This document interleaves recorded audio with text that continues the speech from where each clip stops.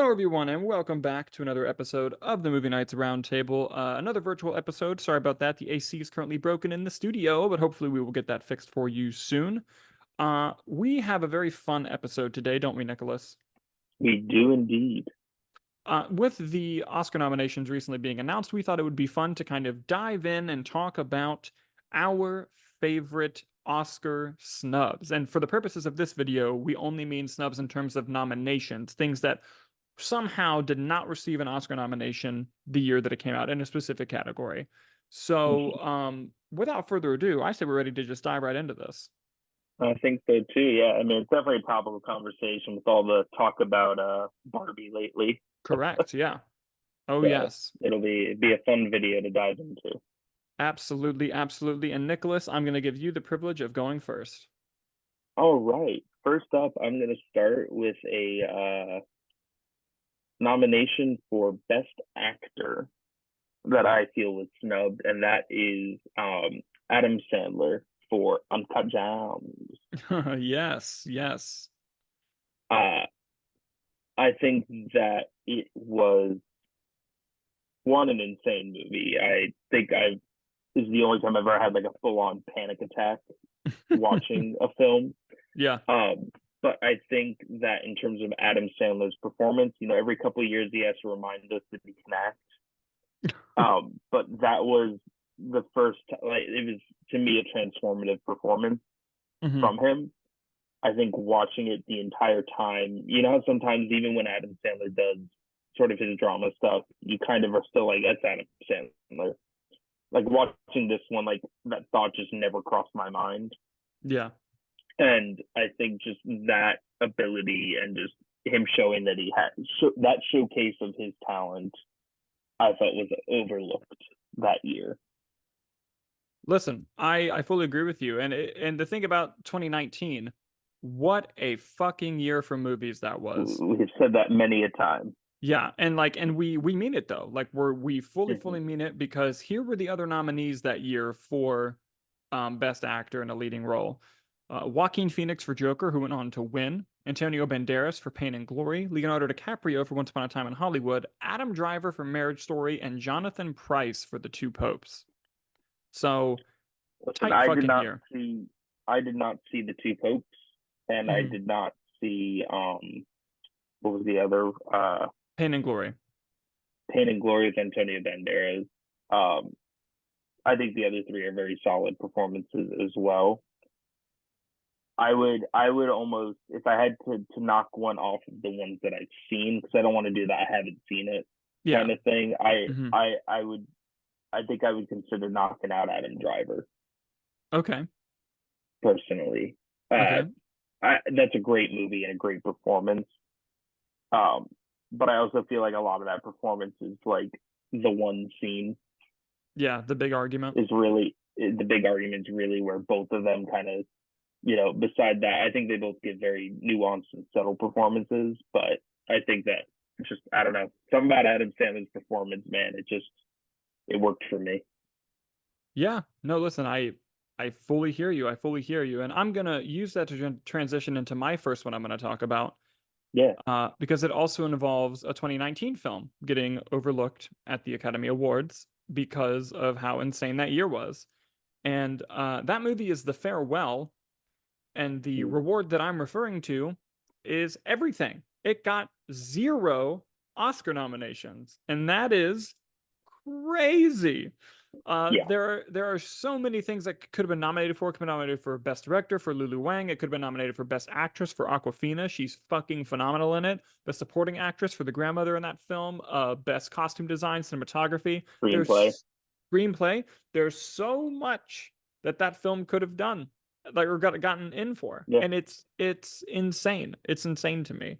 Now, actress would have been a tight race because the nominees that year were Renee Zellweger for Judy, Cynthia Erivo for Harriet, Scarlett Johansson for Marriage Story, Saoirse Ronan for Little Women, and Charlize Theron for Bombshell.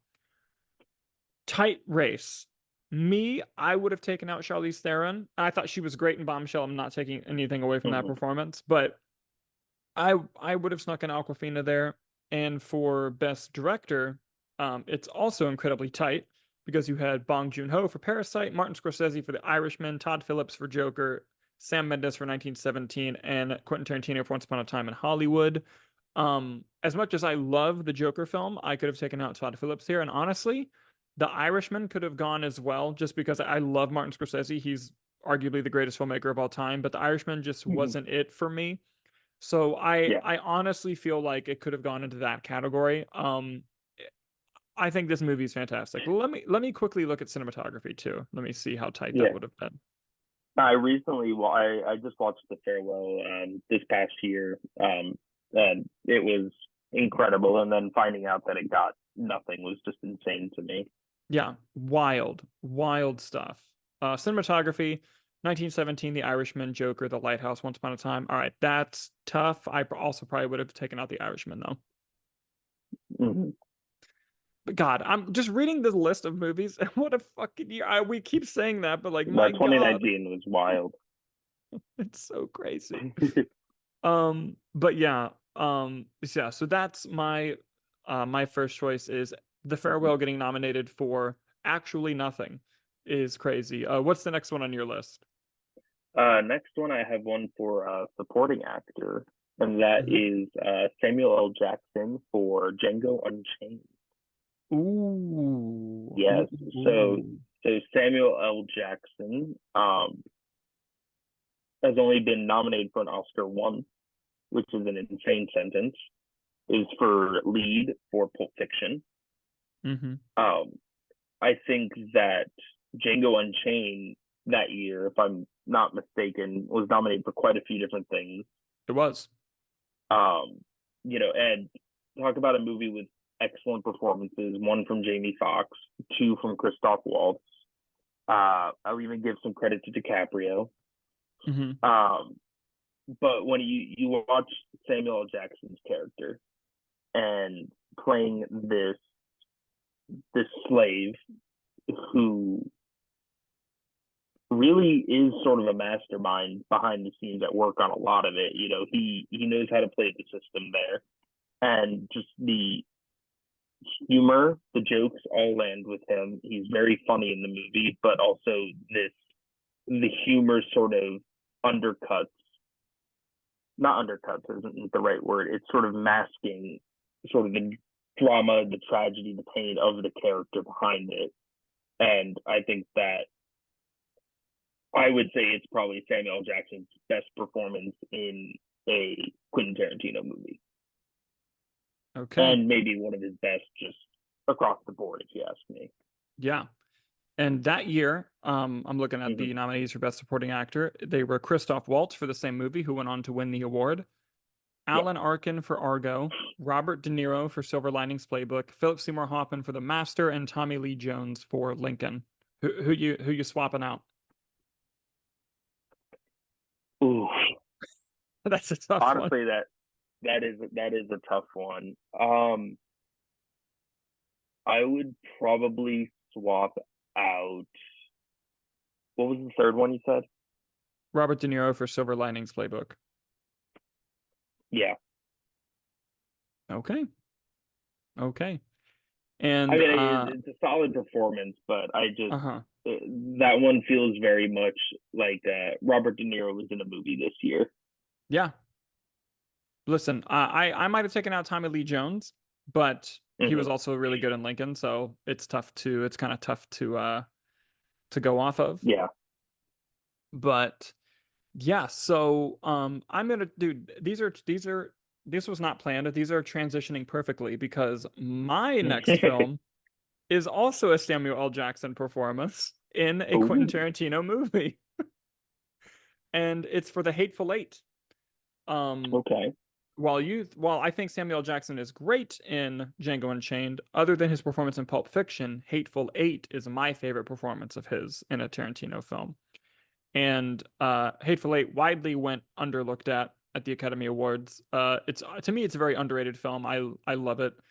And here were the nominees that were nominated that year for Best Supporting Actor. Mark Rylance for Bridge of Spies, who went on to win. Christian Bale for The Big Short. Tom Hardy for The Revenant. Mark Ruffalo for Spotlight, and Sylvester Stallone for Creed. this whole year, yeah, it's a tough year, but this whole year at the Oscars was the Oscar So White campaign when it started. And one of the performances or one of the nominees that were pointed at as a, hey, there's a clear prejudice here was Samuel L. Jackson for The Hateful Eight.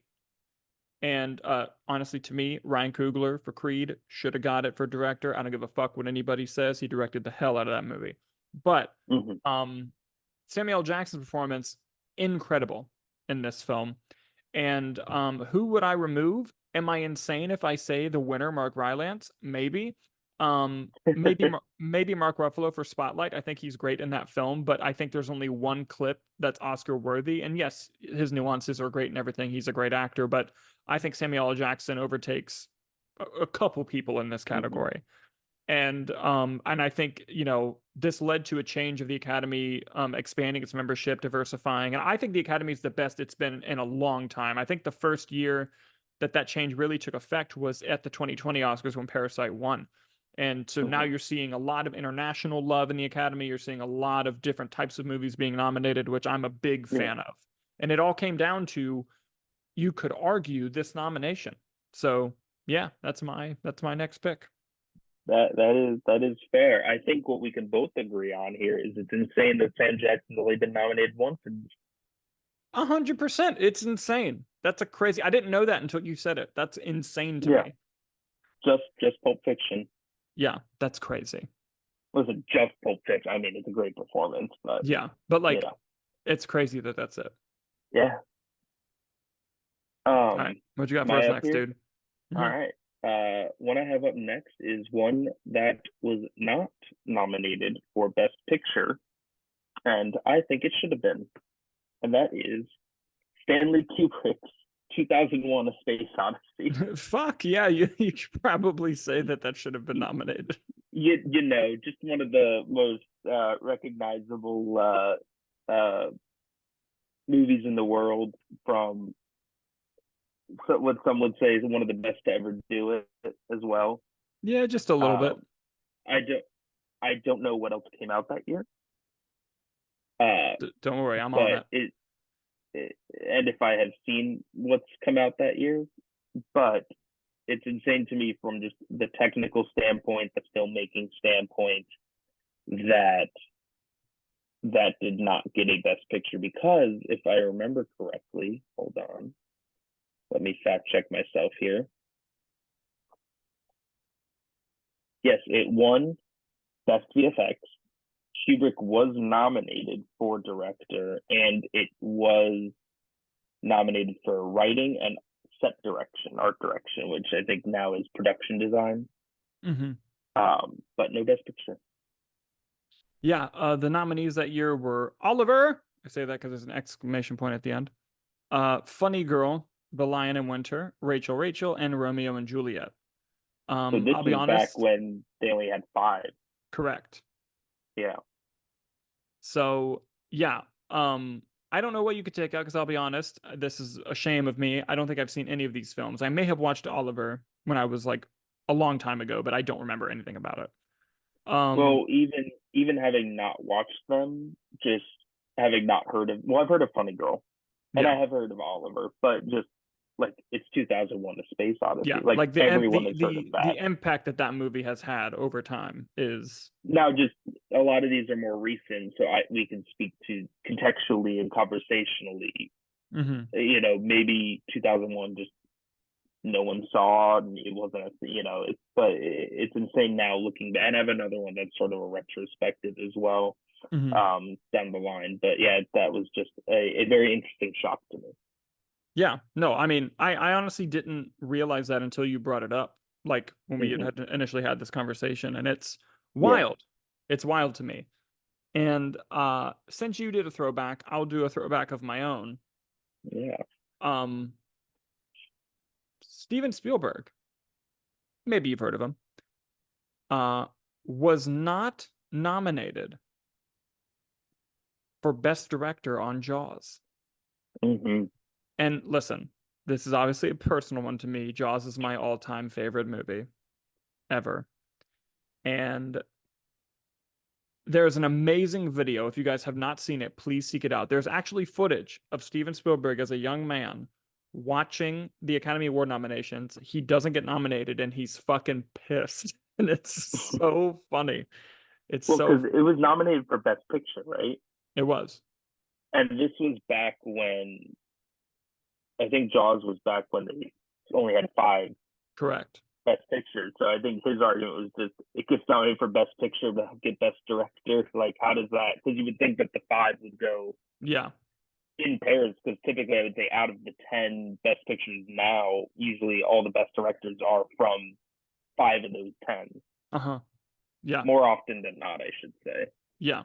And the nominees that year were Milos Forman for One Flew Over the Cuckoo's Nest, Federico Fellini for AmeriCorps, Stanley Kubrick for Barry Lyndon, Sidney Lumet for Dog Day Afternoon, and Robert Altman for Nashville. It's a fucking solid lineup. I can't deny that. I feel like that's I think that's a valid one. Yeah, it's tough. It's That's very a tough. valid list. Yeah, I maybe I would don't know take who. out Robert Altman for Nashville, but that's not a knock on that movie. It's very good. But it's just one of those Well, things the that I thing find is too that fascinating. those were all. There's probably might be a little bias there. Those are all direct, like those are some big names in there, and this is little Spielberg coming out of the woodwork with Yeah, his a second hit. feature film. Exactly, like it's insane. Yeah. Yeah, it's wild to me.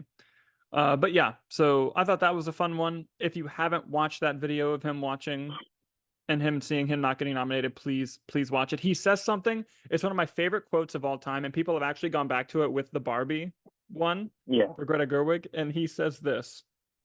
I'm not making this up. I'm slightly paraphrasing, but it's practically word for word. He says, "People love a winner, but they don't love a winner, if you know what I mean." It's so good. Oh, it's I would so like a good. tea. Yeah. Oh, yes, yes. And he goes, "Please get him coffee, Yeah. except for me, I would like some tea." No, but yeah, so I thought that was an interesting one. What do you got for us next? Next, I have a lead actress one, and Okay. that is Amy Adams for Arrival. Ooh, that was a tough year too, though. Arrival, Arrival is a fantastic movie. Mm-hmm. Uh, Even more so by its 1, 2, 3, 4, 5, 6, 7, 8 Oscar nominations. Mm-hmm. It did win for sound editing, uh, but Amy Adams took lead on that movie, and she gives a fantastic performance in it. It is not showy. It's not big. Like I can't think of what the Oscar clip would be necessarily. Sometimes the clips are usually the big thing, but just the nuanced and subtle performance that she gives. And as you watch and learn more about the character, more about her psyche, and just it's just a great performance, I think. And Amy Adams is one that also just loves to be nominated and not win. She has a total of 6 nominations. Yeah, that's 1, wild. 2, 3, 4, 5 of them are for supporting. 1 is for lead for American Hustle. She has never won. I think it's insane to me that of all those movies, Arrival's not on that list. Yeah. Yeah, it's crazy. And the nominees that year were Emma Stone, who went on to win with La La Land, Isabel Mm-hmm. Huppert, who made Elle, Ruth Negga for Loving, Natalie Portman for Jackie, and Meryl Streep for Florence Foster Jenkins. So here's the issue. I haven't seen most of those. Yeah. I mean, my bias immediately would be like, I think Meryl Streep's won enough. I think Meryl But Streep's got Meryl Streep. yeah. She could sit aside for a minute. But here's the thing: she's so good, like every time. Yeah. That's the No. problem. Yeah. I can't speak to that. I guess then it's just more of a personal bias toward Amy Adams. Yeah, but yeah, it's an incredible performance in an Yeah. incredible movie. 100%, 100%. And I'm gonna go one for one with you on a Yeah. Best Actress nomination that I find just appalling. To this day, I ranted about it when it happened. I'm ranting about it right now. And I think that I know which one is, this is. and that is Toni Collette Cool. not getting nominated for Hereditary. Are you Are you saying lead or fucking supporting? lead? Lead. Okay. 100% lead. Are you fucking kidding me that she doesn't get nominated for that performance? That's one of the best acting performances I have ever watched. It's crazy good. The clip's right there too. I am your I mother. know. It's the perfect Oscar clip. And also, here were the nominees that year. Olivia Colman for The Favorite, who went on to surprise win. Yalitza, I'm going to pronounce her name wrong. Yalitza Aparicio for Roma, Glenn Close for The Wife, Lady Gaga for A Star Is Born, and Melissa McCarthy for Can You Ever Forgive Me? Olivia Colman, Yalitza, Lady Gaga. I never saw The Wife, but I heard Glenn Close was great in it. All great. And here's the thing. I'm not taking anything away from Melissa McCarthy's performance. That movie, by the way, very underrated. It's a very good movie. Mhm. Richard E. Grant's great in it. I highly recommend everyone watch Can You Ever Forgive Me? Did he end up winning that year? I know he was nominated. Let me see. I feel like he won, but I No. don't know for Mahershala sure. Ali won for Green Book. Mahershala Ali. I mean, he's the man. But yeah, but Melissa McCarthy is the one I would replace for Toni Collette. And again, it's nothing against Melissa McCarthy. I just think that Toni Collette, that was a clear one of those things of the Academy not wanting to nominate a horror film for Best Actress. Like that's Mhm. the only explanation that can be described. Like it's anyone who watches that movie is like, holy shit, this performance. Like it's unbelievable. It's unbelievable. Mhm. Um, but yeah, mind blown by that decision. I'm still upset about it to this day, and I probably will be till the end of time. Yeah. My next one, I really don't have much to say on Mm-hmm. because I think a lot of it speaks for itself, and that is The Shining being nominated for 0 Oscars. Yeah, that's wild. I don't And here's necessarily the have a thing. I don't have a Not, category to say it got snubbed in, but I mean, just pick a category, yeah, and I'll say it got snubbed in it. yeah. And you do want to hear something wild about that too? Mm-hmm. Guess what it was nominated for a lot of? Several Razzies. Yeah, it's wild the Yeah, turnaround on that movie. Like, it's insane. yeah, it's Uh, wild. yeah, like I said, I don't have much to It did because not it get was a snubbed in production design nomination. any of them. You don't get Holy Nicholson, shit. you don't get Shelley Duvall, you don't even get Kubrick for direct. Like it's no, I have nothing to say other Cinematography. than Yeah, that's how. crazy. Yeah, no, it's yeah. That is crazy. Mm-hmm. That blows my mind. And I didn't know that until you pointed it out to me as well. Yeah, That's wild. That's correct that history. yeah. What do you got? I'm gonna throw it up on you because the list that I sent you before we started shooting, I'm gonna save one of these for if we do a part two, and I would like to because this was fun. Mm-hmm. But I'm gonna throw a different one up on you just because I got reminded while I was looking up stuff from one of your choices. Huge snub, and this is gonna be very in character for me. uh Ben Affleck was not nominated for Best Director on Argo. When he won the DGA award, he won the Golden Globe, which is kind of worthless, but pretty much every award show leading up to the Oscars, he won. He won Best Director. Argo went on to win Best Picture, Yeah, was not even nominated for Director. And let me pull up the directing nominees that year. that is wild to me. Ang Lee for Life of Pi, who went on to win. Michael Haneke for Amore. Bent Zeitlin for Beasts of the Southern Wild. Sorry if I said that wrong. Steven Spielberg for Lincoln, and David O. Russell for Silver Linings Playbook. I think there's several you could take out and put in Ben Affleck for Argo. Listen, there are several theories as to how this happened. A common one just being like, oh, everyone probably thought like, oh, well, Ben Affleck's gonna get it. So let me nominate for this movie that I like. And then so many people did that it happened, but there's also Yeah. just a ton of theories as to like maybe a lot of the international branch of the Academy at that time, even it's not as big as it was now, were just like really did not care about Argo. Like that could have been one of them. But it was just one of those oversights that like everyone was shocked. Like everyone was just like, Hmm. oh, because like he was a front runner to win the award, and he was not nominated, which is absolutely wild. It's crazy to me. No, I remember everything, like the whole conversations about that, and it just being everyone just being like, "What?" Yeah, yeah. And the thing that's crazy is like this was the turning point of his career where he really turned it back around for himself. Yeah, And he was really kind of banking on that director nomination to kind of really put him back in. But of course, he got nominated as a producer and won for yeah. Best Picture, which, of course, just the movie itself turned his career around. But yeah, it Hmm. was just a wild, wild thing that like everyone was shocked unanimously of like, oh my God, like how did that movie Like not get what? nominated? How'd that director not get Yeah. nominated? But yeah. The one that I kept off, I'll start on a part two.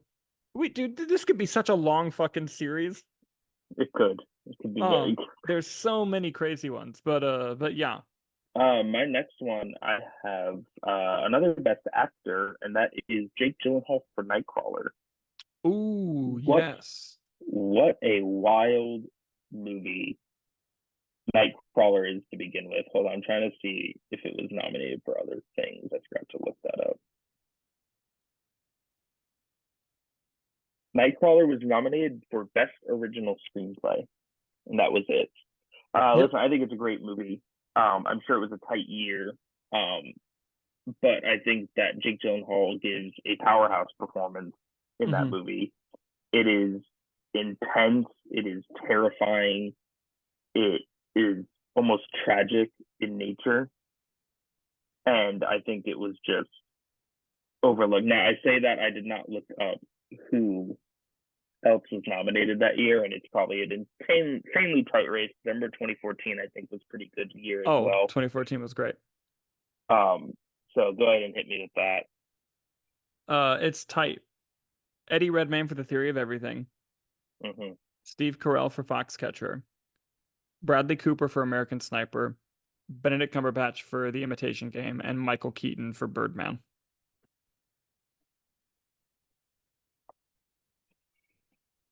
I would take out Benedict Cumberbatch or Bradley Cooper.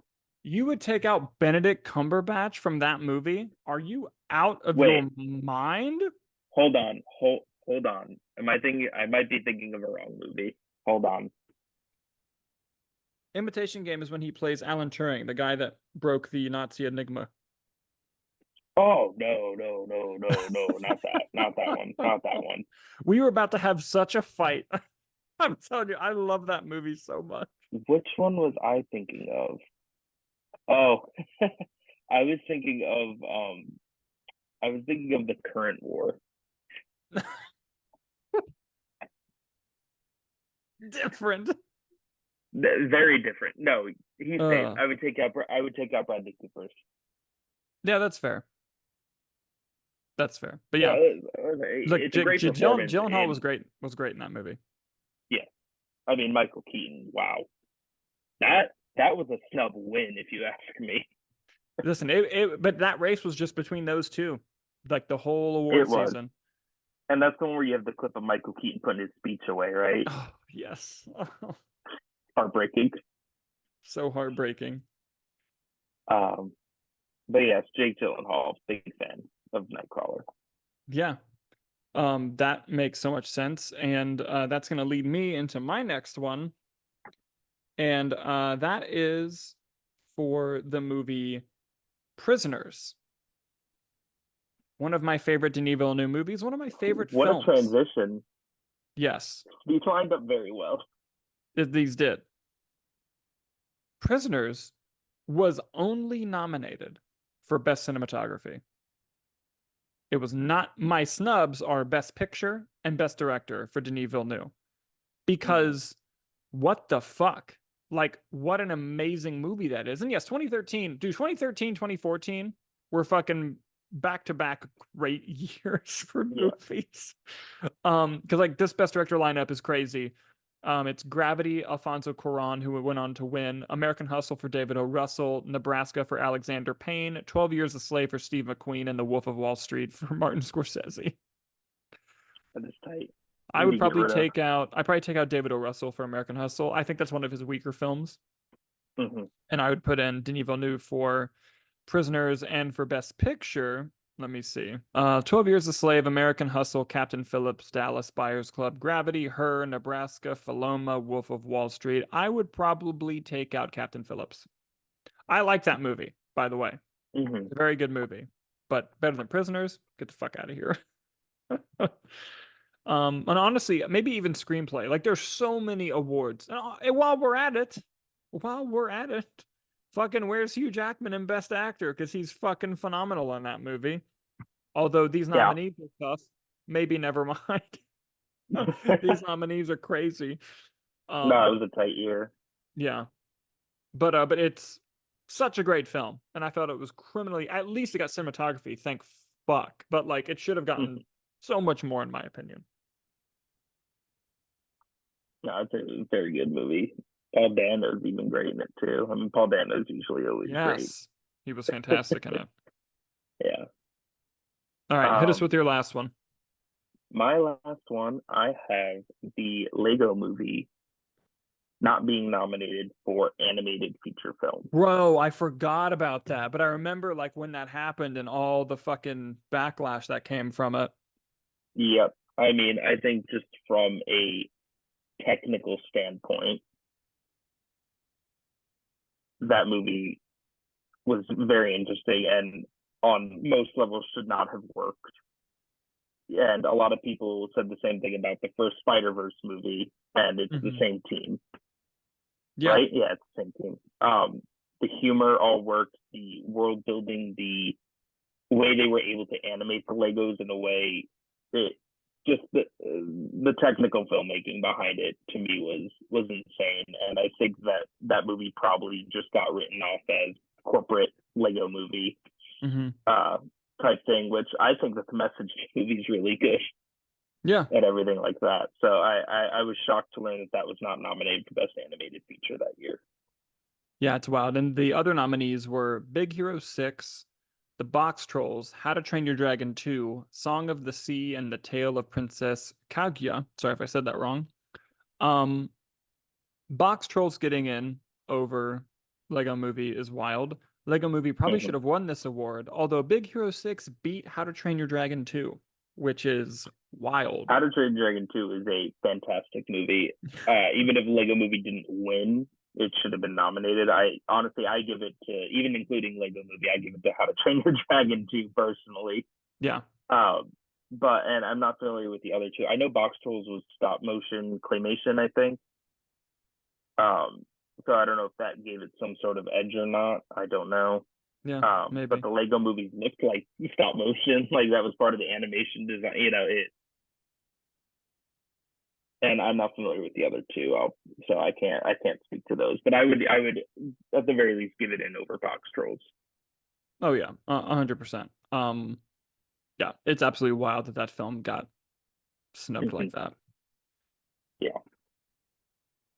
So, my last one here, and then we'll wrap this one up. But I would love to do a part two of this, by the way. This has been a part lot of two would be fun. very fun. Um, if you want part two, please let us know in the comments. Um, and let us know what your snubs were as well for Mm-hmm. nominations. Much like the Samuel L. Jackson for Hateful Eight, this is one that changed the Oscars forever. And it's personal to me also. It made 12-year-old Dalton very pissed. Um, and that is The Dark Knight not being nominated for Best Picture. And you could make the argument for Nolan directing as well, but we'll stick to Mm-hmm. Best Picture. Um, this was wild because it's such a great film. Like, and most people, even in the award circuit at the time, are like, this is easily one of the best films of the year, if not the best film of the year. I would argue, and hey, non-biased, and we're going to revisit these films soon, so keep a lookout for this on the channel. Mm-hmm. I think it is the best movie of 2008, personally. But these were the nominees for Best Picture that year: Slumdog Millionaire, The Curious Case of Benjamin Button, Frost Nixon, Milk, and The Reader. Oh, so I was back when it was 5 still. And the reason it is no longer 5 is It's because because of of the The Dark Dark Knight. Knight.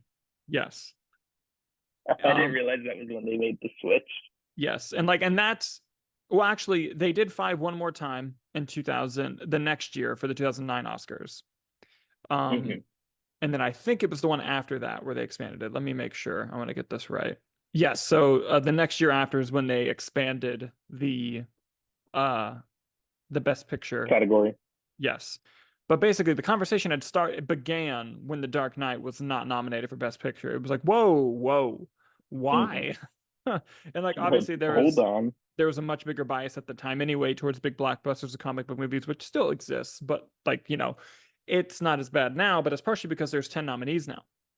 And The Dark Knight not being nominated, them being like, oh, well, it was number 6. Like, it would have got in. It would have got in. And it's like, it should have fucking won, but beside the point. Dark Knight not being nominated for Best Picture was a huge talking point in like, why aren't we including more films in Mm-hmm. in this race? And because, while yes, there's a lot of overlap with Best Director, Best Editing, Best Screenplay, Best Actor, Actor Supporting, it takes a lot more than that to make a film. Mad Max Fury Road, for example, didn't have any acting nominations, but it had all the Mm-hmm. technical categories because technically that movie is fucking flawless. So yes, it gets a Best Picture nomination. And, I think that argument can be made, and I think Dark Knight helped prove that point, although it still upsets me that people look at Dark Knight in the Academy and go, oh, it had enough to be nominated for Best Picture. Fucking, it had so much going for it. It's one of the tightest screenplays I've ever fucking read. But Well, I regardless, think that it also speaks to just Nolan's continual snub, which we could probably save for a part 2. We could probably just do a whole video on awards Nolan has been snubbed for. yeah, for real. But no, Dark Knight's a great movie. Yeah. And, it was pointed at, if you look at a lot of articles and look at stuff at the time, it's pointed at as one of the reasons as to why the Best Picture category was eventually expanded on. Up to 10. So I thought that was interesting. Mm-hmm. Man, I love this. I want to do part 2 of this. I might have to This was a readjust good that one. schedule I sent you, so we can fit a part 2 in here. But yeah, feel free. What are your guys' biggest Oscar snubs in terms of nominations? Would you like us to see do a part 2? Would you like us to see do snubs on winners? To see maybe there was someone who was nominated that should have won over another person. We'd love to do it. Thank you guys so much for watching, and we'll see you on the next episode.